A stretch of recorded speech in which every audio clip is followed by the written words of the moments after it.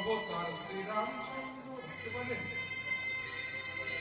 মা জানকীর তার হলো রাবণ করে দুর্গতি সে যে আগুনে পুড়িল কপালের কি লেখা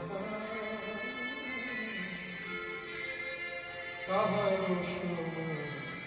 নাহি যায় আজকে যে রাজা ধীরাজ কাল সে ভিক্ষা কাহার নাহি যায়